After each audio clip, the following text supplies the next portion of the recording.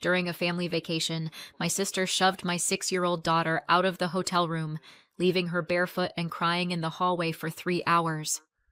"The room is just for family," she said. My parents agreed with her. I didn't shout. I took action. 3 days later, their lives started falling apart. When I let my daughter go on vacation with my family, I told myself it would be good for her. Sunshine, cousins, grandparents, salt water. What could go wrong? I imagined photos of sand castles and sticky ice cream smiles. My husband Spencer and I both had to work, so we stayed home and let them take Hazel. It felt harmless at the time. Because family, right? For the record, I was wrong. A week later, they came back. They pulled into my parents' driveway mid-afternoon, the car shining with sunscreen and smugness. Everyone was talking at once. My sister Brielle, Mom, Dad. Overlapping laughter like a soundtrack they'd rehearsed. Hazel stepped out last, holding her stuffed fox by the tail. The sun caught her hair, and for a second I thought she looked older, one of those tiny growth spurts that happens when you blink. Then she looked up at me, and her face was too serious for 6. "Hey, sweetheart," I said, crouching down. "Did you have fun?"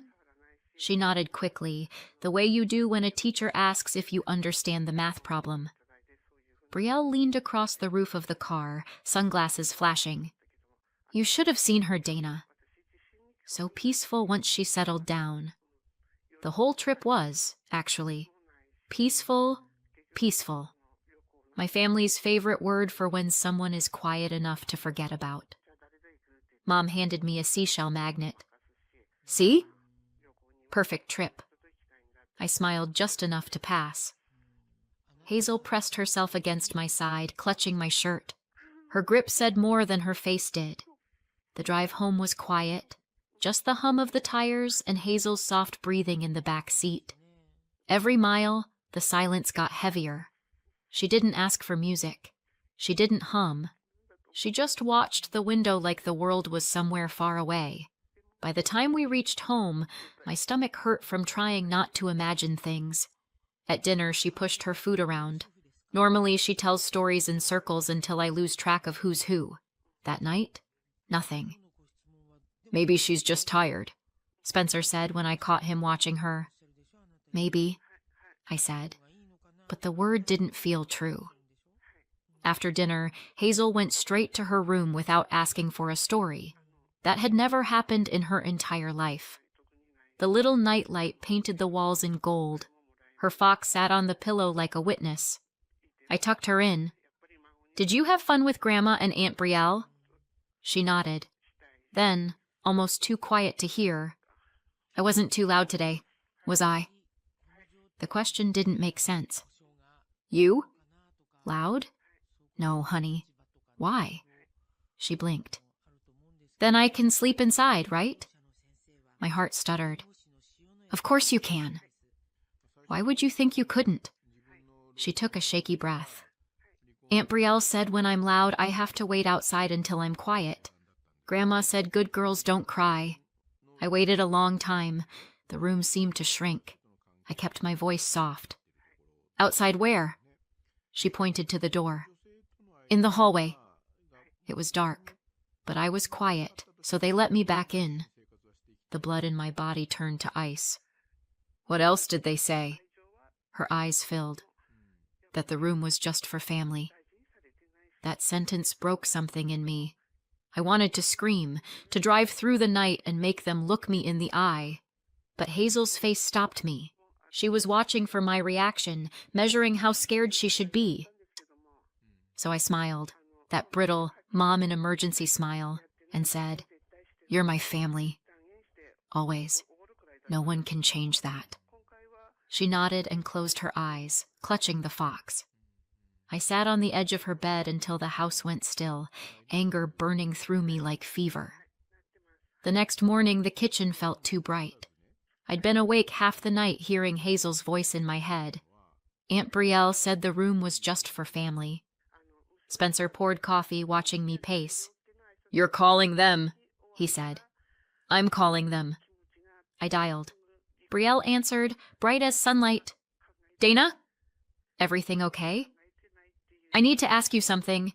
Hazel told me you made her stand in the hallway. A pause. Then a laugh. Oh, that. She was fine. We just needed some peace and quiet. So you actually sent her out there? She was misbehaving, she said, her voice light, defensive. Everyone was trying to rest. Did you lock the door? Oh my God, Dana, you're being dramatic. It was just a few minutes. She said 3 hours. That's ridiculous. She's exaggerating. My throat felt dry. And you told her the room was just for family?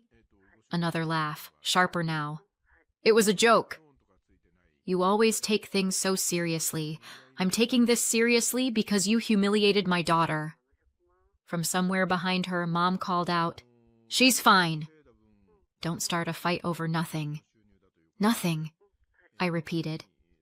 You call that nothing? Brielle sighed like I was a child throwing a tantrum. You weren't there, Dana. You don't know how loud she gets. We were exhausted. I said nothing. She filled the silence. You always blow things up. You've always been the sensitive one. I'm sensitive, I said quietly, because you made my daughter cry in a hotel hallway. The line went still. Then Brielle said, cold now, you need to calm down. I ended the call. Spencer looked at me. Well? They did it, I said. Hazel padded into the kitchen, sleepy smile, hair sticking up. I pulled her close and kissed the top of her head. She didn't need to hear what I'd just heard. Something in me settled. Not calm, not forgiveness, just something sharp and final. They thought it was over, that I'd let it go. They were wrong. I didn't sleep that night. I just lay there, staring at the ceiling, hearing Hazel's little voice in a loop. The room was just for family. Family. What a beautiful word to hide a rot behind. By morning, my anger had nowhere to go, so it turned inward. I kept asking myself the question that always comes after betrayal. How did I not see it coming? That's the thing about my family. They don't start with disasters. They start with little preferences that look harmless until they're laws of nature. Brielle was 2 years older, but she might as well have been born on a higher floor. She was the star, the artist, the child who turned cardboard boxes into movie sets. I was the one who tidied up afterwards so no one tripped on the cables. When she got her first camera, Dad called it an investment in her future. When I got my first microscope, he said, "That's nice, honey. Maybe you'll be a pharmacist someday." They said they loved us equally, but equality in our house was a myth told to keep me quiet. When Brielle screened her first student film, a shaky, endless piece about the meaning of shadows, my parents cried like they'd just witnessed genius. When I won a science competition, Mom smiled and said, "You've always been so practical." Practical. Translation: invisible. I learned early that my achievements were appreciated the way you appreciate plumbing. You only notice it when it breaks. Brielle married another filmmaker, a man who used words like vision and process and funding gap. They spent years chasing the dream, and my parents financed the chase. Rent, childcare, groceries. It was all part of supporting the arts. Meanwhile, I was working my way through scholarships, double shifts, and coffee strong enough to burn holes in my stomach lining. Nobody offered to help. They just said, "You're so independent, Dana." Independence. That was my role in the family play, the one who doesn't need applause. By the time Hazel was born, they'd already turned grandparenting into performance art. Brielle's kids had entire photo albums. Hazel had 3 pictures with them total, one of which included my mother looking at her phone. I told myself it didn't matter. I told myself love doesn't have to be symmetrical. But it does, actually. It really, really does. Then my company started to grow. The quiet little bioinformatics project that nobody had asked about suddenly became profitable. 1 contract, then 2, then headlines. And almost immediately, the family that had treated me like a utility bill remembered my number. The first time Mom called just to talk, I thought she'd dialed me by mistake. Then she said, "Your father and I were saying how much we miss Hazel." We'd love to visit. Hazel was 3, still mixing up her colors. She'd barely spent an hour alone with them, but sure, now they missed her. When they arrived, they brought presents, questions, even interest. It felt fake but tempting, like a sale that's too good to be true. I wanted to believe it. God, I wanted to believe it. Then came the requests. It started small. "Brielle's editing equipment broke. Could you help out a little?" Then, "We're behind on the mortgage, just for a month or 2. Then, "Your sister's film got accepted into a festival, but travel costs are so high." Each ask came wrapped in guilt and gratitude. "You're doing so well, honey." We hate to ask. And I, idiot that I am, kept saying yes, because I could afford it, because it felt like connection, even if I had to pay the entrance fee. After a while, the visits were less about Hazel and more about logistics. Who needed what, when, and how much. I became the family ATM with a smile. And still, the little jabs kept coming. "You're lucky your field is in demand," Brielle said once, sipping wine I'd bought. "Your sister works so hard," Mom added. "It's just not fair how competitive the arts are." Lucky. That word lodged under my skin like glass. They called me successful, but they said it like it was an accusation. I think it bothered them that I'd built something solid without their help, that I'd stopped needing them before they ever learned how to show up. And then came the vacation. Brielle called first, full of cheer. "We're doing a family trip." The kids are begging for Hazel to come. She'll have the best time. I hesitated. My gut said no. My guilt said yes. Mom chimed in. "It'll be good for her, Dana. The cousins adore each other. You can trust us." They made it sound like an act of love, not a transaction. But of course I paid for it anyway. Hazel's ticket, part of the hotel, the shared expenses. I was used to paying. That was my role now, financier of togetherness. Spencer raised an eyebrow. "Are you sure about this?" "They're family," I said. He muttered, "So are wolves." I laughed, but the sound caught in my throat. When they came to pick Hazel up, everyone was beaming. Brielle's kids chanted her name. My parents promised to take good care of her. Hazel was glowing, 6 years old and ready for adventure. I told myself this was progress. I told myself they were trying. I told myself I was being paranoid. And for a while, that lie held. Long enough for them to drive away. Long enough for the house to go quiet. Long enough for me to believe that the past didn't always repeat itself. But the thing about patterns is that they don't disappear. They just wait. And that's how we got here. Hazel barefoot in a hotel hallway, and me staring at the ceiling, wondering when exactly I learned to mistake cruelty for family tradition. The morning after everything, I stopped pretending. Hazel left for school with her fox in one hand and a half-eaten piece of toast in the other. I watched her walk down the driveway until she turned the corner, the little backpack bouncing like a heartbeat. Then the house went still. Silence. My favorite liar. I sat at the kitchen table with my laptop open, staring at a spreadsheet of standing payments glowing like a confession. Mortgage transfers, temporary support, course deposits, allowances, everything that had slowly turned me into a lifeline I didn't remember offering. Spencer leaned against the doorframe, watching me like someone studying a live wire. "You're really doing this?" "Apparently." The first click was small. Cancel transfer. The second, louder. By the fifth, my heart was racing. Each confirmation felt like cutting through tendon, painful, deliberate, irreversible.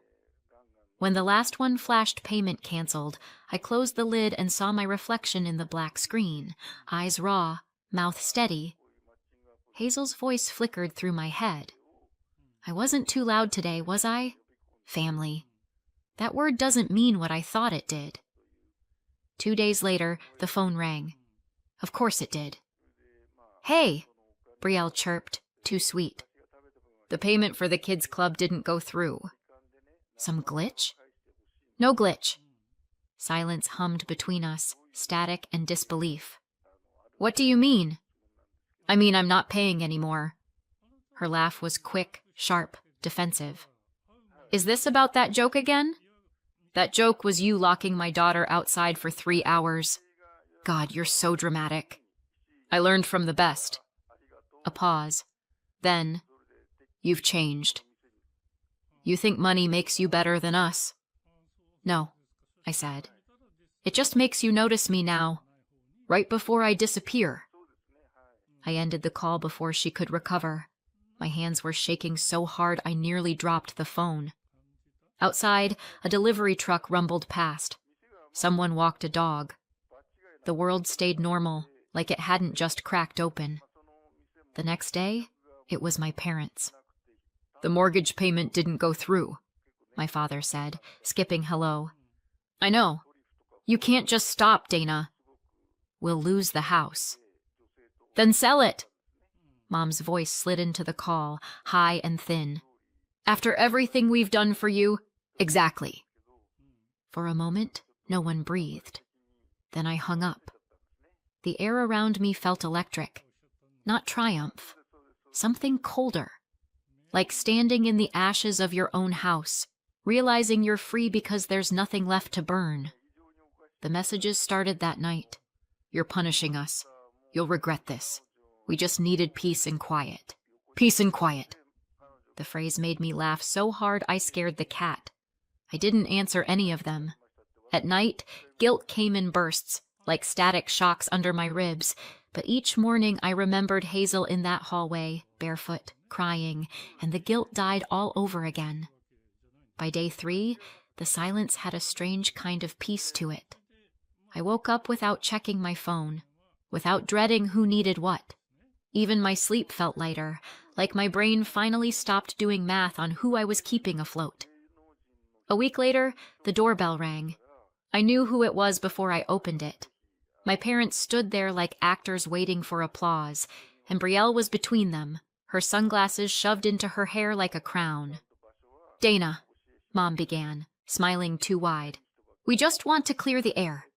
There's nothing to clear. They swept into the hallway anyway, dragging perfume and tension with them. Brielle spoke first. You've gone insane. You know that? All this over one misunderstanding? One misunderstanding? I said. You left a 6-year-old alone in a hotel hallway. She was misbehaving, Brielle snapped. We were teaching her respect. You were teaching her fear. My father stepped forward, palms up, like he could still play peacemaker. Dana, sweetheart, we said we were sorry. What more do you want? For you to stop living on my money. The words fell between us like a hammer. Mom's face pinched. You've become cruel. No, I said quietly. I've become done. For a second, nobody spoke. Then Hazel's footsteps creaked on the stairs. She stood halfway down, her stuffed fox clutched against her chest, watching the scene unfold in wide-eyed silence. Go back to your room, honey, I said gently. She didn't move until Brielle turned toward her, and then she bolted. When the door finally closed behind them, the house didn't feel cleaner.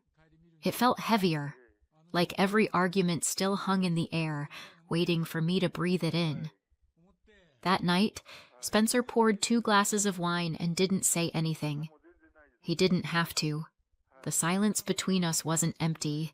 It was full of everything we'd both wanted to say for years. I stared out the window at the streetlights blinking through the rain. The rebellion didn't feel like victory. It felt like ash, like burning down a bridge and realizing you're still standing in the smoke. But under the sting, there was something steadier. Not joy, not relief. Something like clarity.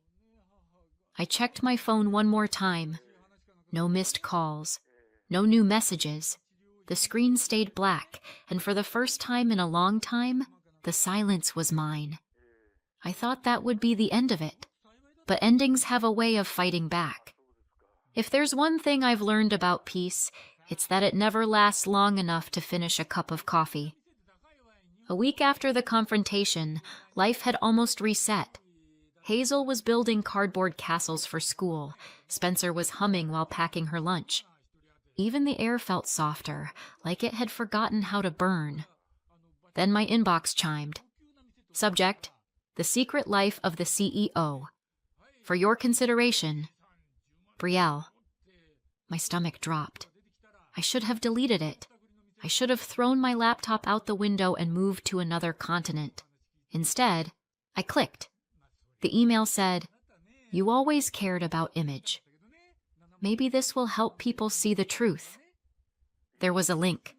Of course there was a link. I pressed play. Soft piano music. A clean white title card. The Secret Life of the CEO.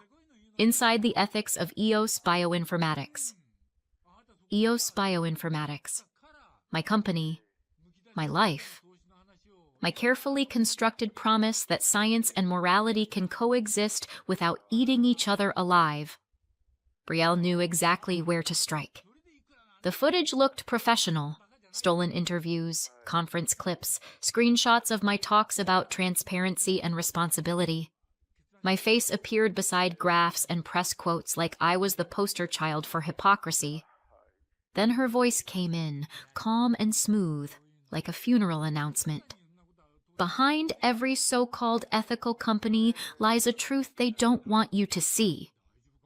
A photo of me at a charity gala. Cut to Mom saying, "She's always been about appearances." Then Brielle again. She abandoned her family. She buys virtue with money I felt the blood drain from my body. This wasn't art. This was an execution. I could already see the damage.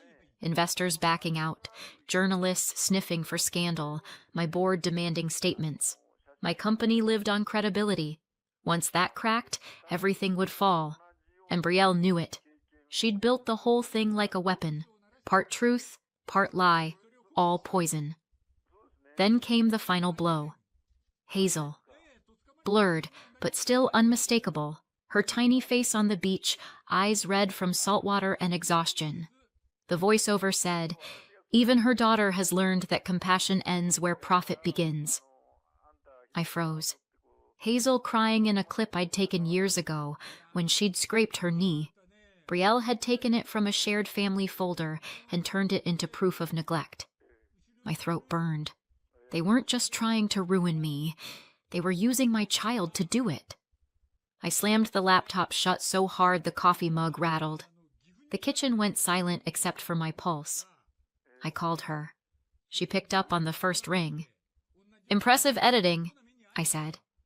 "I told you," she replied, all soft righteousness. "People should know what kind of person you really are." "You mean the person who stopped paying your bills?" "You call it boundaries. I call it cruelty. Investors will call it fraud once they see the full picture. You're threatening me." She laughed. "Oh, Dana, it's just storytelling. Unless, of course, you'd rather it never goes public. That's still an option. You just have to make things right." The words landed like ice. Make things right. This wasn't revenge. It was blackmail. She wanted money, silence money, the price of peace. I hung up before I said something that would end with police tape. Outside, the world was ordinary again. Someone mowing a lawn, a kid on a bike, sunlight pretending everything was fine. By noon, I was in my lawyer's office. She watched the first 2 minutes of the video, her jaw tightening. "She's naming your company directly?" "Yes." "Then this isn't just defamation. It's commercial sabotage. And using your daughter's image without consent? That's a second lawsuit waiting to happen." I sat there, shaking. The kind of shaking that feels like rage trying to find a shape. "Can I stop her?" "If she publishes, we'll file immediately," the lawyer said. "If she threatens to, that's blackmail. Either way, you have leverage." The courts will be on your side. For the first time in days, I could breathe again. Law, cold, clean, relentless, was finally mine to wield. We set up a meeting. My lawyer insisted I let her handle it. I said fine, but I'd be in the room. That night, Hazel was asleep when I checked on her. The nightlight turned her hair gold. I brushed it back and whispered, "They don't get to touch us anymore." She murmured something in her dreams. Maybe castle. Maybe safe. The next morning, my family arrived like they were showing up to a talk show. Polite smiles, polished lies. The lawyer began, voice steady. "This film contains false statements and defamatory material. If you release or distribute it, my client will pursue legal and criminal action, including the use of a minor's likeness for blackmail." The word blackmail landed like a stone. Brielle's smirk twitched. "It's a documentary." "No," I said. "It's a ransom note with editing." My mother gasped softly, as if I'd said something obscene. My father started a sentence and couldn't finish it. "You think you're untouchable," Brielle snapped. "You built your empire on lies." "Funny," I said. "That's exactly what you're doing now." The lawyer folded her hands. "If the video appears anywhere, we'll take it down within hours and pursue damages. The penalties will be severe." Brielle's face went pale. She sat there for a few seconds, silent, jaw tight, trying to find a version of this moment where she still had power. The room held its breath. Then, "Fine. You win. You always win." She stormed out. My parents followed like smoke. Afterward, I drove to Hazel's school and parked across the street. The kids spilled out, loud and alive. Hazel ran toward me, face open and unhurt by the world. They'd tried to destroy that. They'd tried to make her part of their story. Never again. That night, I emailed the lawyer. Proceed with full restrictions and the no contact order. Then I opened the family group chat and hit delete. The screen went blank. The silence that followed was cleaner than forgiveness. Hazel slept soundly.